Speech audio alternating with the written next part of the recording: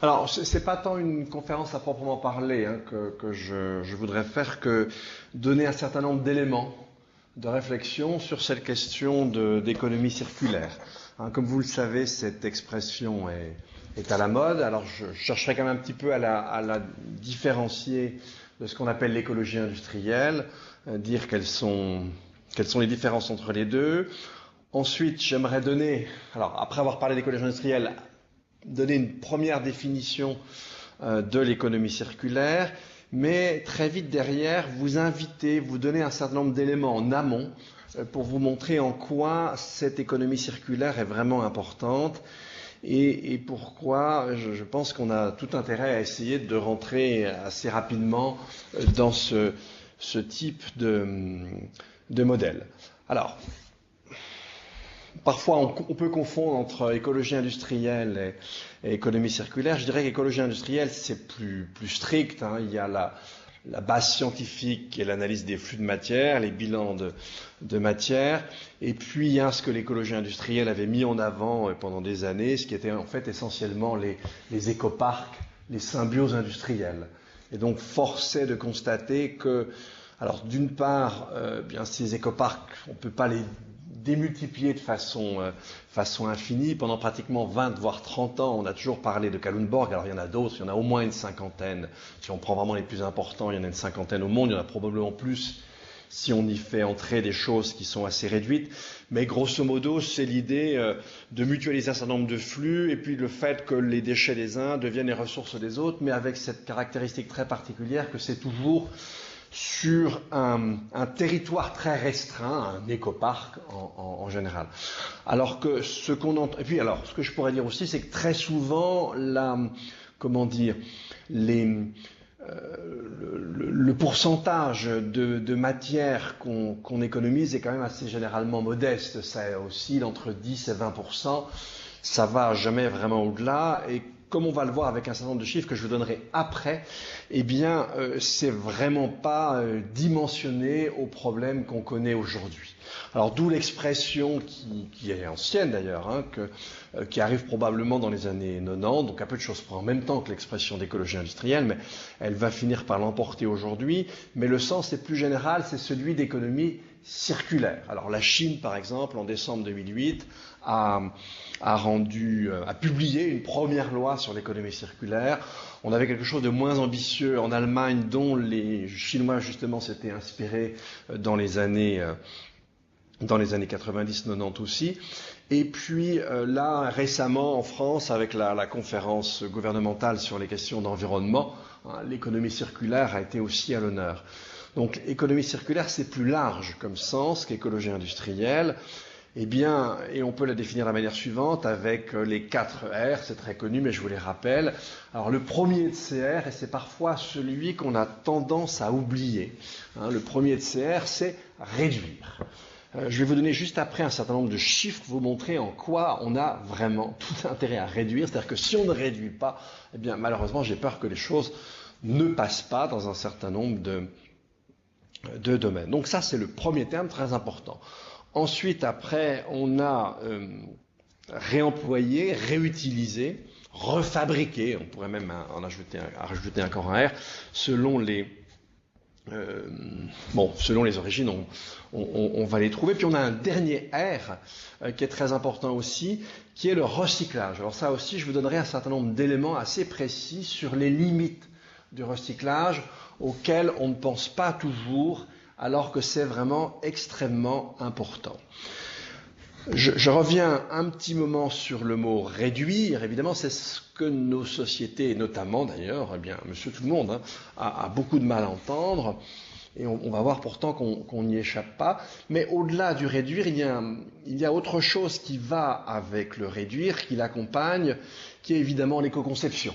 C'est-à-dire que si on veut que les autres étapes de l'économie circulaire, réutiliser, refabriquer et in fine recycler soit possible, eh bien l'éco-conception est un moment clé parce que d'elle va dépendre les possibilités de réutiliser, de refabriquer, d'elle vont dépendre aussi les possibilités, au moins en partie, du recyclage sur lequel je reviendrai.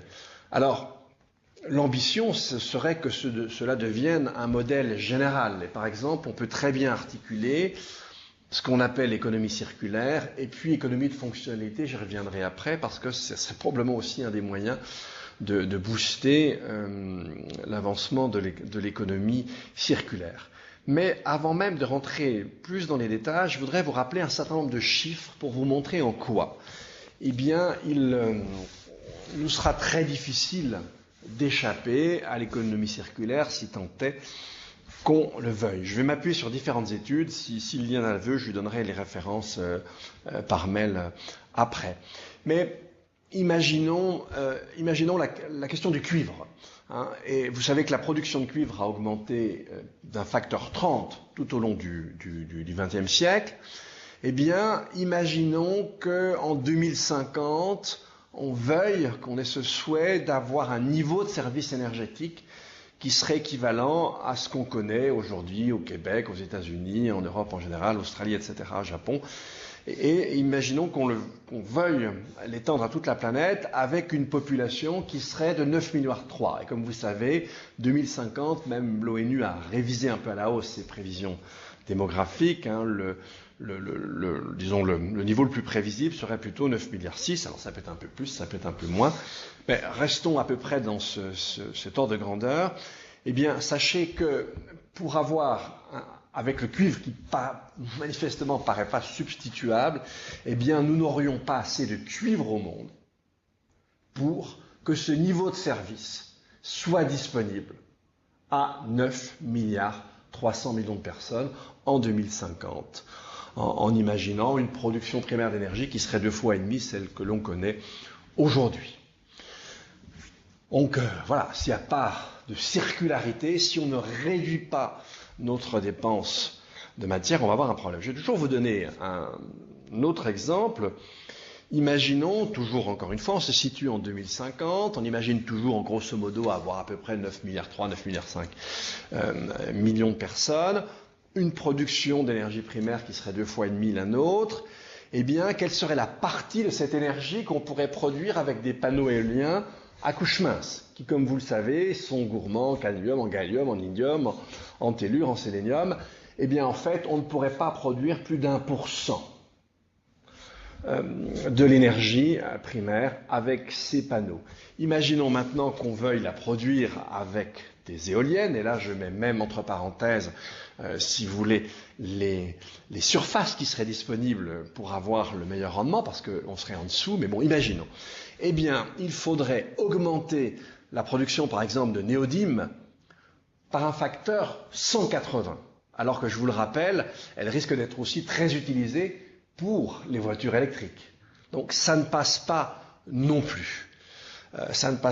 Alors maintenant je peux prendre d'autres facteurs. Même si je prends l'eau douce, hein, d'après certaines études, l'humanité pourrait prélever jusqu'à 4000 km3 par an.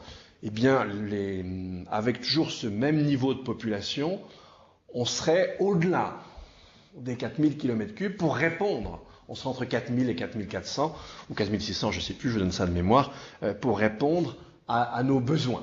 Hein, si je prends la question des énergies fossiles, on a effectivement un regain aujourd'hui, on a des techniques qui nous permettent d'exploiter plus des gisements traditionnels. En mer du Nord, il y a un petit redémarrage des exploitations. Vous connaissez l'exploitation des gaz de schiste, vous connaissez l'exploitation des huiles de schiste, mais tout ça ne semble pas pouvoir pallier ce qui à un moment donné va arriver, c'est-à-dire que, alors, on avait dit, l'Agence internationale de l'énergie avait reconnu qu'on avait atteint probablement le pic en 2006, depuis il est revenu un peu sur son dire, mais peu importe. Soit on a atteint ce fameux pic, c'est-à-dire le maximum d'extraction de pétrole conventionnel à l'échelle mondiale. Si on ne l'a pas atteint, on l'atteindra prochainement. Et comme vous le savez, sans qu'on puisse déterminer quand, il y a un moment donné où on va redescendre de ce plateau, avec un taux de déplétion annuel qui se situera entre 6 et 7%.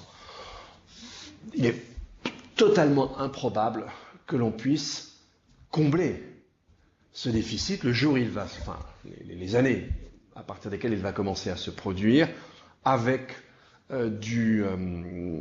des non conventionnels. Ne serait-ce que parce que de toute façon, le rythme le plus important qu'on ait connu à la grande époque du pétrole, c'était une augmentation de la production mondiale de 7%. Mais je vous rappelle que le retour en quelque sorte énergétique sur investissement du pétrole conventionnel à la belle époque, il suffisait d'utiliser une unité d'énergie pour en requérir 100. Aujourd'hui, dans les gisements les plus difficiles, toujours en pétrole conventionnel, je ne parle pas de non conventionnel, eh bien parfois, en investissant une unité d'énergie, on n'en retire que 11. Et si vous vous tournez du côté des sables bitumineux, donc aussi au Canada, on est entre 6 et 4 unités pour une investie. Si vous regardez du côté des agrocarburants, on est entre 1 et 3. Donc avec de tels, si vous voulez, un tel ROI, on n'a aucune chance d'atteindre un tel pourcentage de développement. Donc on aura aussi, à un moment ou un autre, un problème de fossiles.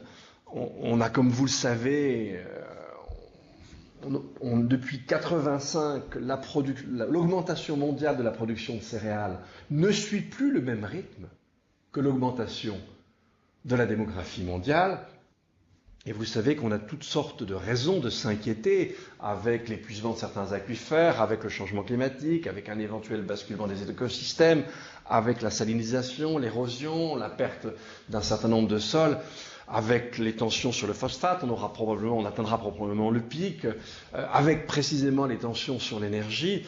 Là aussi, on a des tensions sur la question de l'alimentation. Donc en fait, quelle que soit la ressource qu'on veut bien prendre, nous aurons des difficultés. Vous me direz, eh bien la panacée, par exemple, pour les métaux, ça serait le recyclage. Eh bien, comme on va le voir, c'est de loin vraiment pas le cas. Je vais vous donner quelques chiffres concernant le recyclage pour vous montrer qu'on risque d'être loin du compte. Et eh bien, prenons un exemple. Imaginons qu'on était en début des années 70, la production mondiale de cuivre était de 8 millions. Donc ce qu'on va recycler, eh bien c'est gardons par exemple le cuivre, c'est la part de cuivre qui va pouvoir revenir dans le circuit entre 40, après un séjour de 40 à 60 ans, dans les sociétés en quelque sorte. Eh bien, imaginons qu'on puisse recycler 60% de ce cuivre, ce qui serait déjà un taux très élevé. Eh bien, on ferait revenir dans le circuit donc, mettons 40 ans après, c'est-à-dire aujourd'hui, on ferait revenir dans le circuit 5 millions de tonnes. OK, mais attention, la consommation et la production aujourd'hui, c'est 24 millions de tonnes. Donc même avec un taux de recyclage élevé, vous auriez encore 19 millions de tonnes à trouver. Ce qui fait qu'en fait, le recyclage ne fait jamais que différer l'épuisement d'une ressource circonscrite. Le recyclage n'est pas non plus une panacée. Alors, ces chiffres-là, vous devez bien les avoir en tête, parce que c'est très important quand on parle d'économie circulaire.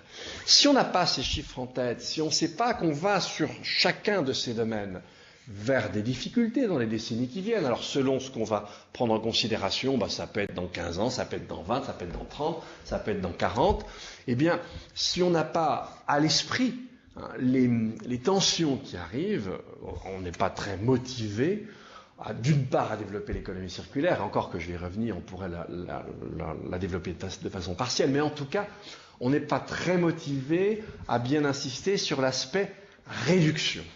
Mais si on regarde effectivement les tensions sur les ressources sans lesquelles il n'y a pas d'activité économique, on s'aperçoit qu'on devrait être beaucoup plus motivé sur le premier DR, celui qui concerne la réduction. Alors, un des intérêts, cela dit, de l'économie circulaire, c'est qu'on peut en développer des aspects partiellement sans en développer la totalité.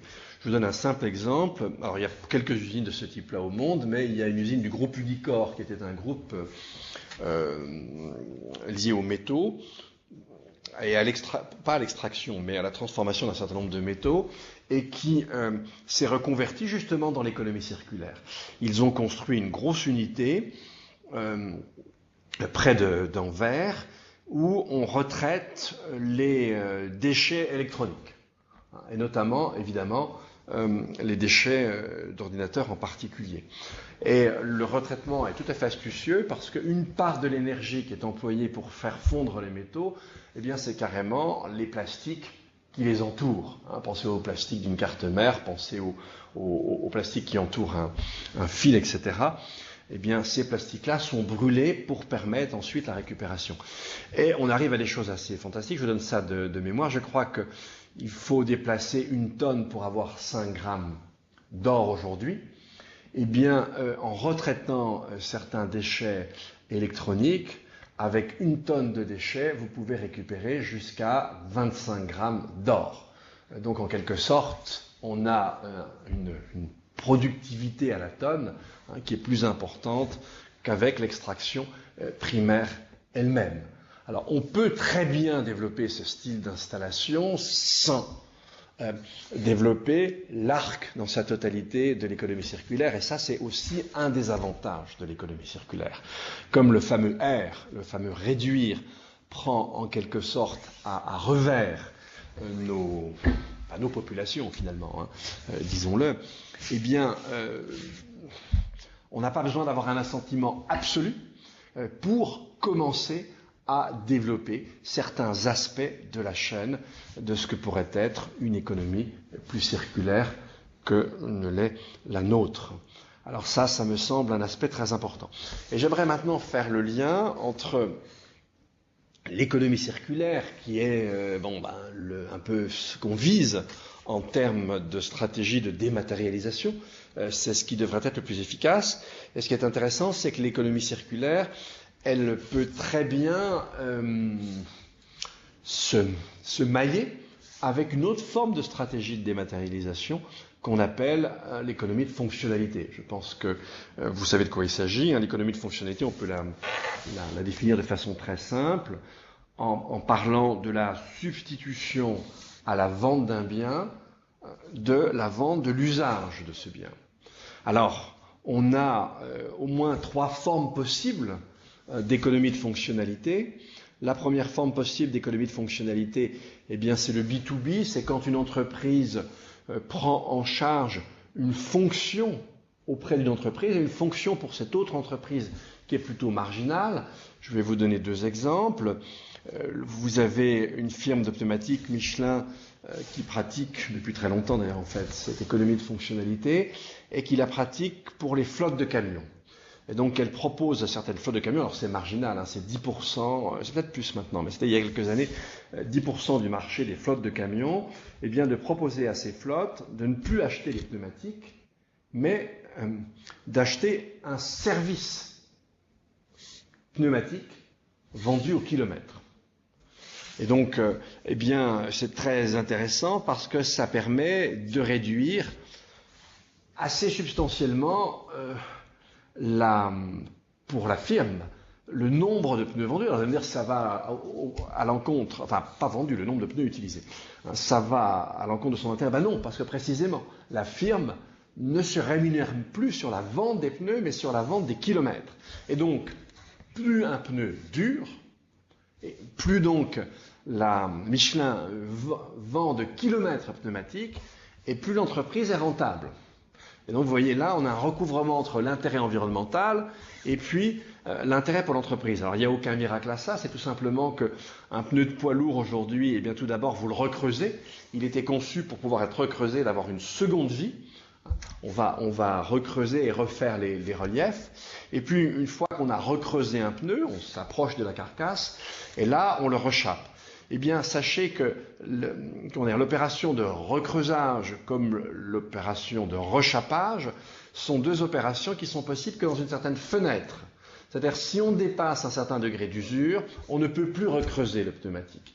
Si on dépasse un certain degré d'usure, on ne peut plus rechapper un pneumatique. Et donc, quand vous avez des gens de Michelin qui font 6 à 8 visites chez un entrepreneur, avec une flotte de camions, eh bien, ils n'ont aucune chance de rater la fenêtre d'opportunité, d'autant que ce sont de bons spécialistes, et ils vont le repérer très facilement.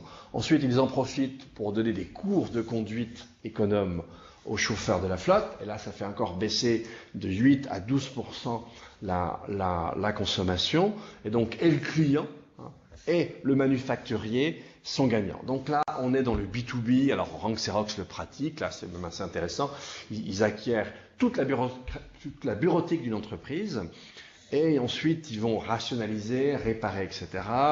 On fait ça dans beaucoup d'autres domaines. Ensuite, on a, donc là c'était le B2B, on a le B2C, alors qui en Europe se développe beaucoup. C'est le car sharing, c'est la location de vélos, etc. Là, je participe grandeur nature à une opération sur la ville de Dijon où un grand manufacturier d'électroménager qui s'appelle SEB, qui a plusieurs marques, il y a une vingtaine de marques, eh bien, va créer des points où on va pouvoir aller chercher, évidemment, des choses qu'on n'utilise pas tous les jours, que sais-je moi, des fontaines à chocolat, des trucs à barbe à papa, que sais-je moi. Bon, et donc, pour ne plus les vendre, mais pour les louer, c'est-à-dire en vendre l'usage. Et puis vous avez aussi quelque chose qui se développe énormément, qui est un peu le C2C, mais avec un intermédiaire. Comme cette fois-ci, effectivement, l'autopartage, le car sharing, mais alors, de particulier à particulier, en passant par un site intermédiaire. Prenez par exemple, j'imagine que chez vous c'est très développé, Airbnb, là par exemple à Paris ça a complètement explosé. Le fait qu'on puisse louer une partie de son appartement à un touriste, là c'est aussi ce qu'on appelle l'économie collaborative. Mais là on est de particulier à particulier, c'est un peu différent. Je reviens à ce qui touche les firmes, donc soit le B2B, soit le B2C, comme par exemple les coopératives de car sharing. Eh bien là, on est dans quelque chose où évidemment l'opérateur garde la propriété du support. Et donc effectivement, il peut rentrer dans une démarche d'économie circulaire parce qu'il ne perd rien. Et puis, imaginez par exemple qu'avec je vous rappelle que pendant tout le long du XXe siècle, le prix des métaux a augmenté grosso modo de 2% par an. Les métaux ont augmenté depuis le début des années 2000 de 170%. Imaginez donc que vous ayez un support matériel assez riche en métaux semi-précieux, en métaux rares.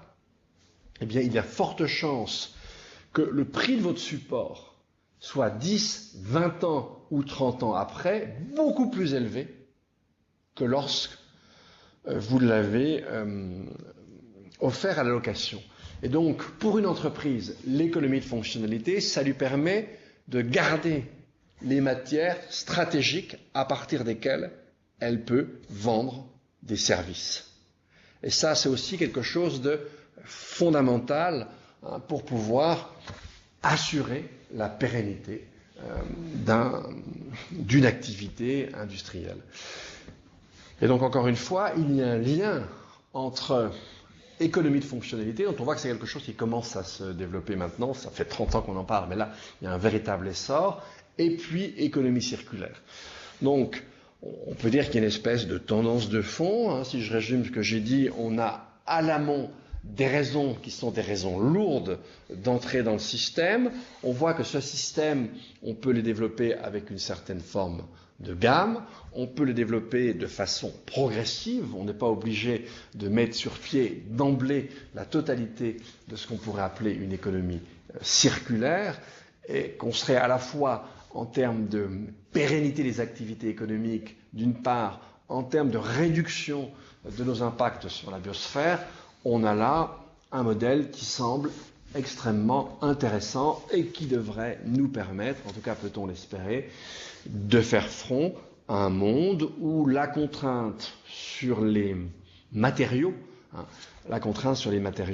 va devenir de plus en plus forte. Je vous rappelle qu'aujourd'hui, circule, je crois que la totalité des matières qu'on met en circulation sont de l'ordre de 60 milliards de tonnes. On a une projection à 100 milliards de tonnes pour 2030. Alors, je n'ai pas la projection à 2050, mais là, on arrive à des limites.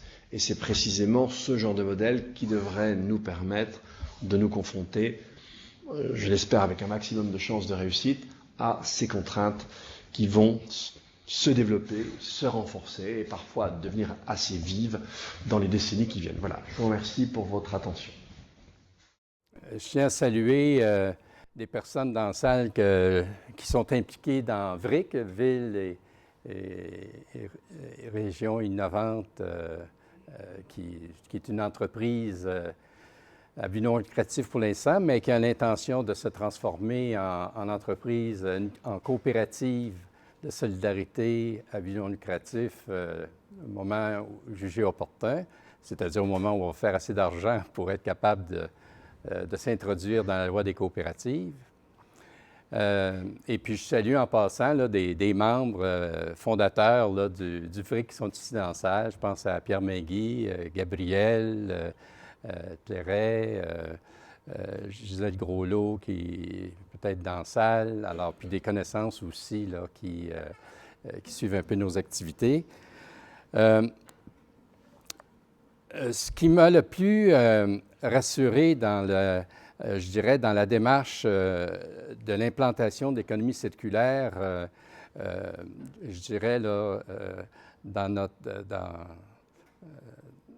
mon environnement immédiat, c'est ce qui s'est passé en France au mois de février dernier, où le gouvernement français a décidé de mettre sur pied l'Institut d'économie circulaire, dont M. Bourg est le coprésident du comité d'experts. Pourquoi je dis ça? C'est parce que ça va nous donner accès, le monde francophone, à une réalité qui a commencé à se développer depuis plusieurs années dans les pays industriels les plus avancés, c'est-à-dire des pays qui se sont donné une politique d'économie circulaire. Et je pense ici, bien sûr, M. Bourg a parlé de l'Allemagne dans les années 90. Il y a eu aussi la Suède qui s'est donné une loi cadre qui va dans le sens de l'économie circulaire en 1999. Le Japon qui s'est donné aussi une loi en l'an 2000 sur eux autres, c'était vraiment la société circulaire.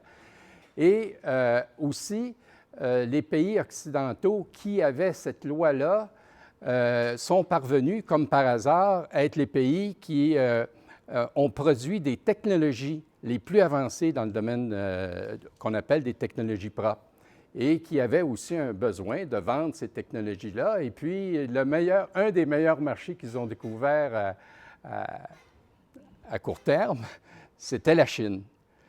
Pourquoi la Chine? C'est parce que dès 1993, le groupe de Shanghai, qui était dirigé par le maire de Jiang Zemin, qui était à Shanghai, a réalisé qu'ils étaient dans un cul-de-sac avec le modèle d'industrialisation dans lequel qu'ils avaient importé. Autrement dit, ce qu'ils appellent, ou ce qu'on appelle en économie, l'économie linéaire, c'est-à-dire l'économie où on produit, on jette, on transporte, on jette, puis on consomme, on jette. Et ils ont posé à ce modèle-là, dire, bon, bien, si on récupère, si on recycle, si on réduit, bien, on risque de s'en sortir. Mais pour ça, il faut sortir de la logique de l'économie linéaire.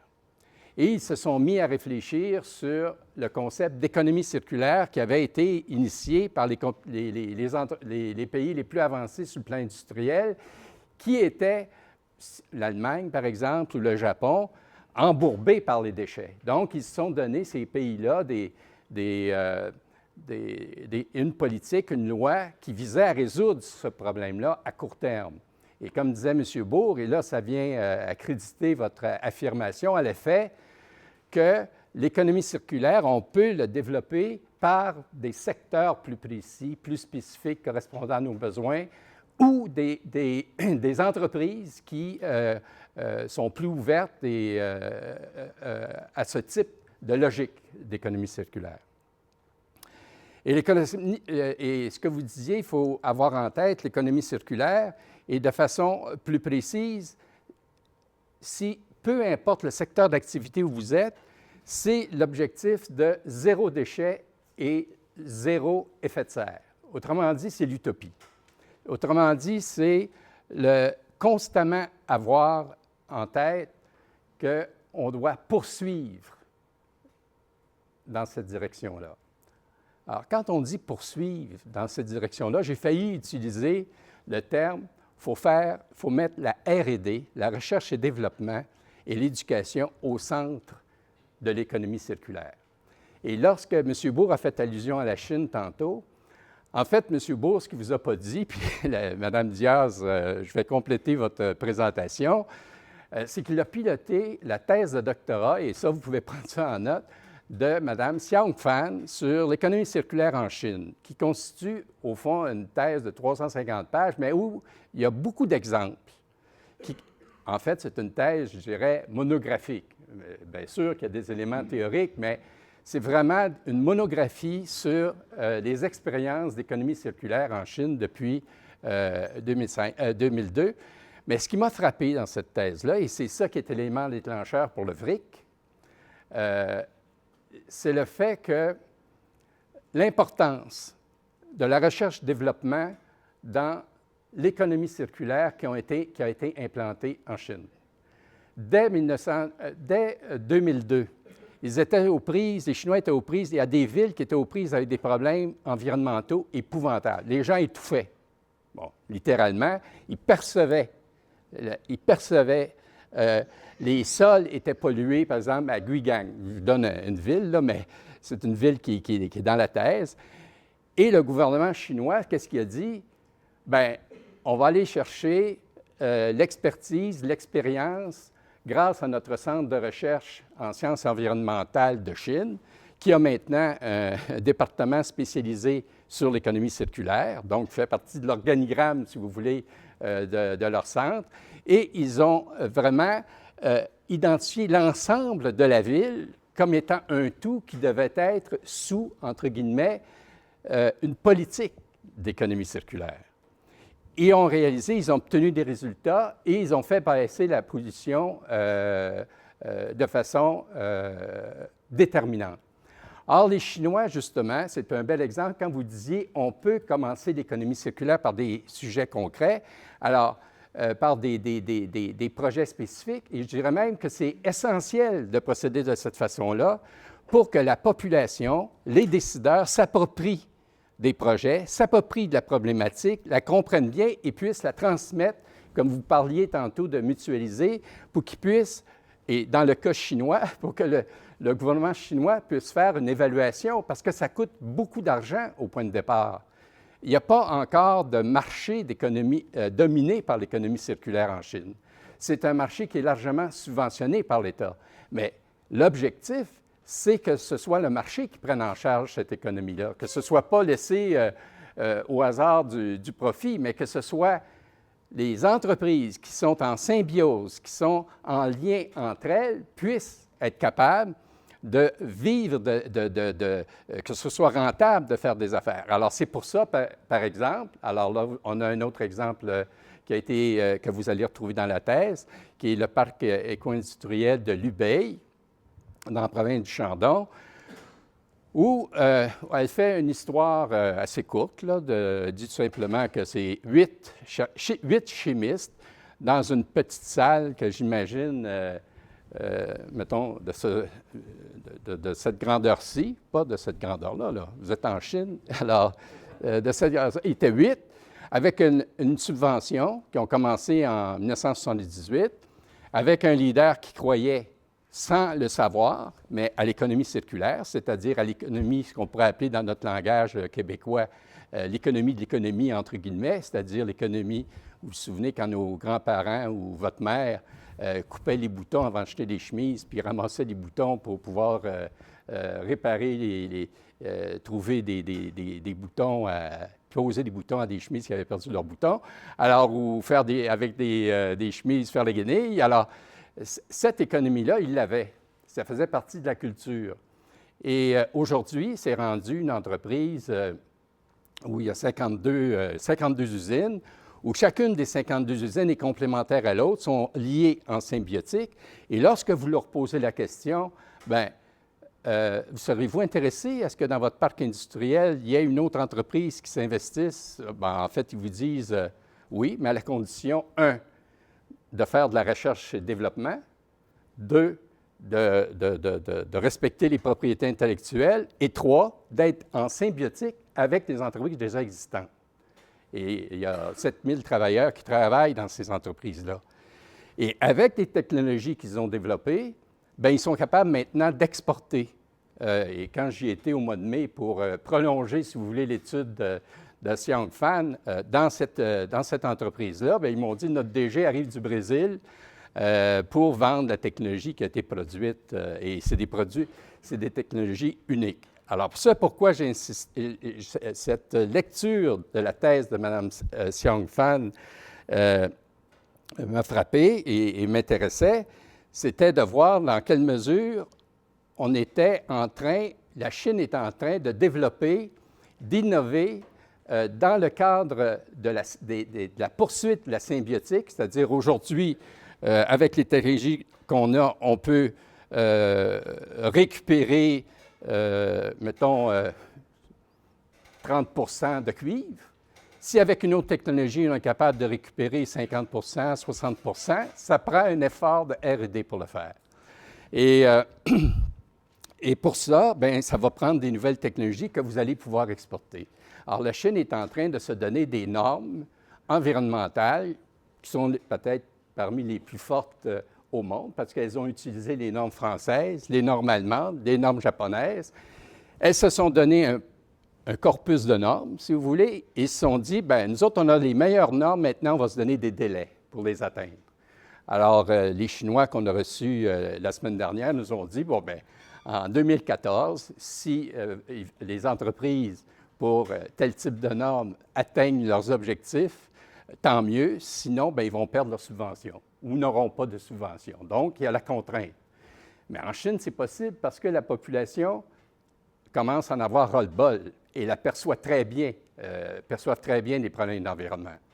Ici, ce qu'on perçoit peut-être un peu moins bien, ici ou dans les pays occidentaux, mais ça, on pourra revenir sur la perception et comment on s'impose, si vous voulez, une démarche qui va dans le sens de pousser sur l'économie circulaire. Une parenthèse là-dessus, parce que ça revient un petit peu à Vric, on peut s'interroger dans quelle mesure l'économie circulaire dans les régions ne pourrait pas être un outil pour permettre une forme de réindustrialisation des régions au Québec à partir des technologies qu'on peut y produire grâce au centre de transfert technologique qui existe dans toutes les régions du Québec. C'est la question que Vric se pose et dans laquelle on travaille. Mais ça, c'est une parenthèse. En Chine, contrairement peut-être en Allemagne ou en Occident, ils ont adopté une loi en 2008. Et ce que permet la loi eux, leur principal problème, c'était non seulement les déchets, mais c'est qu'ils veulent s'industrialiser. Alors, c'est différent de soit l'Allemagne ou c'est différent aussi du Japon, qui, eux, étaient déjà industrialisés et produisaient des déchets. Les Chinois, non seulement ils produisent des déchets avec ce qu'ils voient déjà, mais ils veulent continuer l'industrialisation. Alors, eux ont une autre préoccupation, c'est de s'assurer au départ qu'ils vont pouvoir réutiliser ou qu'ils vont diminuer la consommation des richesses naturelles. Alors, vous parliez du cuivre tantôt. Alors, j'ai visité une entreprise qui, l'an passé, est parvenue à récupérer l'équivalent de 400 000 tonnes de cuivre à partir des déchets qui étaient du cuivre mélangé à toutes sortes de métaux. Et le 400 000 tonnes, ça correspond à une année de production de la mine la plus performante de Chine, qui est située dans la province du Shaanxi. Autrement dit, les Chinois ont commencé à mettre sur pied des entreprises qui visent justement à réduire la consommation de cuivre, la richesse comme telle, à partir... Alors là, il faut multiplier et les Chinois sont les premiers informés de ça, parce qu'ils sont les premiers qui souffrent de la pollution et du manque de ressources. Puis ils savent très bien ce dont évoquait M. Bourg. Ils savent très bien qu'ils ne peuvent pas atteindre un niveau de vie, donner un niveau de vie à la population sans avoir un cadre, un autre modèle de développement et d'industrialisation et d'urbanisation. Et je terminerai par ceci. On parle jusqu'à date d'économie circulaire. Mais ce que j'ai découvert en faisant l'étude du mois de mai dernier, qui était en suivi à l'étude de Mme Xiangfan, c'est que le gouvernement chinois, et ce depuis plusieurs années, mais ça ne paraît pas à Radio-Canada parce que ça ne paraît pas, hein, ça n'a pas de sex appeal. Quand je dis Radio-Canada, excusez-moi, là, c'est les médias en général, c'est que le gouvernement chinois a commencé à travailler sur l'idée de la construction de la civilisation écologique. Et la civilisation écologique, c'est une civilisation qui est celle qui doit remplacer ce qu'ils appellent la civilisation industrielle. Pour eux, la civilisation industrielle, elle nous conduit dans un cul-de-sac, puis ce n'est pas une civilisation parce qu'elle conduit à la destruction de la nature. Alors, ce que je vous dis là ce n'est pas mon invention, je ne suis pas versé dans le domaine, c'est ce que les Chinois m'ont dit. Alors que la civilisation écologique respecte la nature et va se construire avec la nature. Ils ont même créé, le premier ministre de Chine a mandaté un groupe d'universitaires à travers la Chine pour réfléchir à 8 thèmes concernant la civilisation écologique. Alors, vous imaginez, vous avez des gens qui sont en chimie, vous avez des gens qui sont en sciences, vous avez des gens de sociologie, de Sciences Po, et qui réfléchissent au moment où on se parle avec un mandat du premier ministre de Chine sur comment on va construire la civilisation écologique. Il a formé 8 équipes, il leur a donné comme on dit, des guidelines, ça, c'est normal, on fait ici, nous autres, de nous donner des lignes directrices, des questions auxquelles il faut répondre. Et ces personnes-là travaillent et souhaitent qu'il y ait des échanges planétaires de réflexion sur comment la planète, on va construire cette nouvelle civilisation-là.